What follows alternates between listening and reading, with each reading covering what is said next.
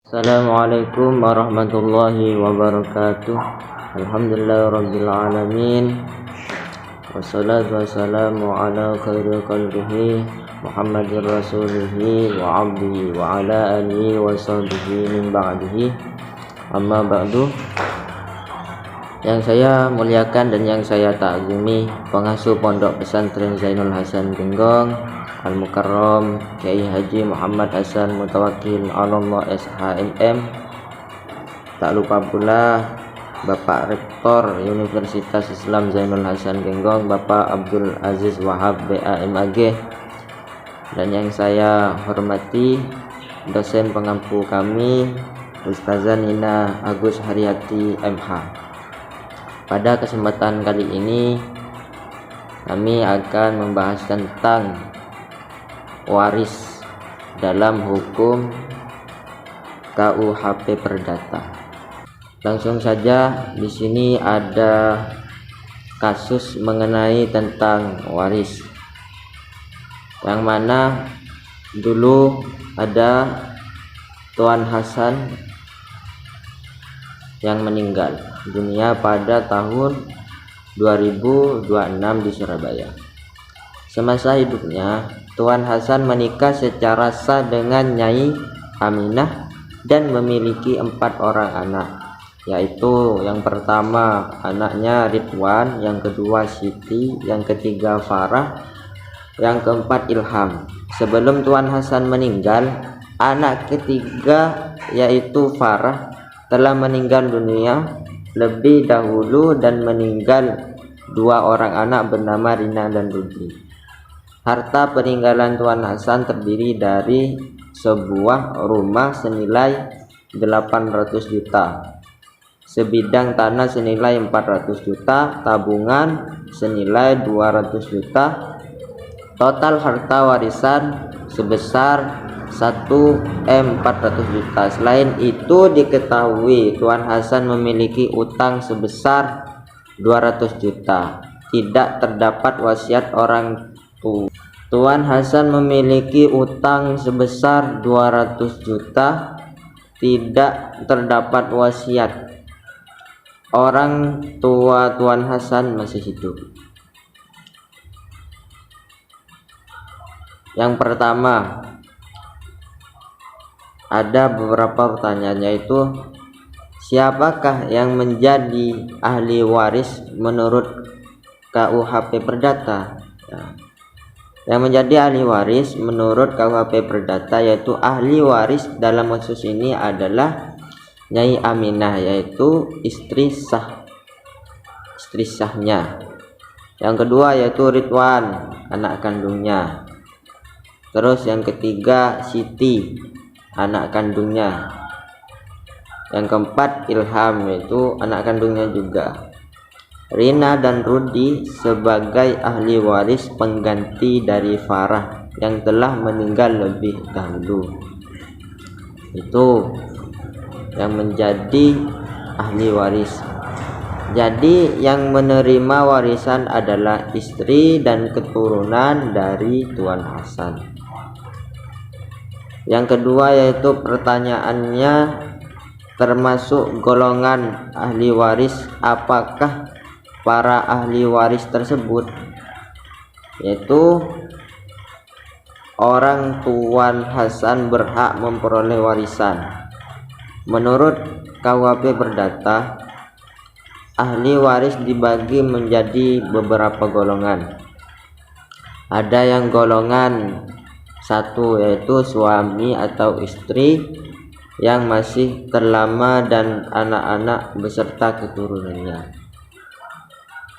Yang kedua ada golongan 2 yaitu orang tua dan saudara kandung.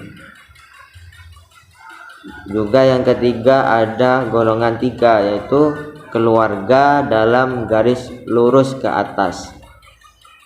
Golongan yang keempat, keluarga samping sampai derajat tertentu. Dalam kasus ini yang berkaitan dengan tadi itu yaitu Nyai Aminah Ridwan, Siti, Ilham, serta Rina dan Rudi termasuk golongan yang pertama. Orang tua Tuan Hasan termasuk golongan yang kedua. Terus karena masih ada ahli waris golongan 1, maka golongan 2 tertutup hak warisnya. Jadi orang tua Tuan Hasan tidak memperoleh warisan. Alasan hukumnya yaitu dalam KUHP Perdata berlaku prinsip bahwa golongan yang lebih dekat menutup hak golongan berikutnya. Itu. Yang ketiga yaitu pertanyaan, apakah orang tua Tuan Hasan berhak memperoleh warisan? Dan juga jelaskan alasan hukumnya. Tidak, orang tua Tuan Hasan tidak berhak memperoleh warisan. Karena kenapa? Yaitu karena orang tua Tuan Hasan yaitu ada sebabnya, anak-anak dan istri merupakan ahli waris golongan yang pertama gitu. Dalam sistem KUHP yaitu keberadaan golongan 1 menutup hak golongan yang kedua. Jadi meskipun orang tua masih hidup, mereka tidak mendapat bagian karena ada istri dan keturunan pewaris gitu. Yang keempat pertanyaannya, jelaskan konsep penggantian tempat fulfilling dalam kasus di atas. Pengertian tempat itu atau juga disebut fulfilling adalah keadaan ketika ahli waris yang seharusnya menerima warisan telah meninggal lebih dahulu dari pewaris, lalu kedudukannya diganti oleh keturunannya. Nah, dalam kasus ini Farah seharusnya mendapat bagian sebagai anak Tuan Hasan. Namun Farah meninggal lebih dahulu, gitu. Maka kedudukan Farah diganti oleh anak-anaknya, yaitu Rina dan juga anaknya yang bernama laki-laki yaitu Rudi. Akibatnya Rina dan Rudi bersama-sama menerima bagian yang seharusnya diterima Farah. Jadi maksudnya digantikan oleh anaknya yaitu Rina dan Rudi. Yang pertanyaan yang kelima, hitunglah total harta warisan bersih yang dapat dibagikan kepada para ahli waris. Total harta peninggalan rumah yaitu sebesar 800 juta, tanah 400 juta, dan juga tabungan 200 juta. Total semuanya yaitu sebesar 1M 400 juta.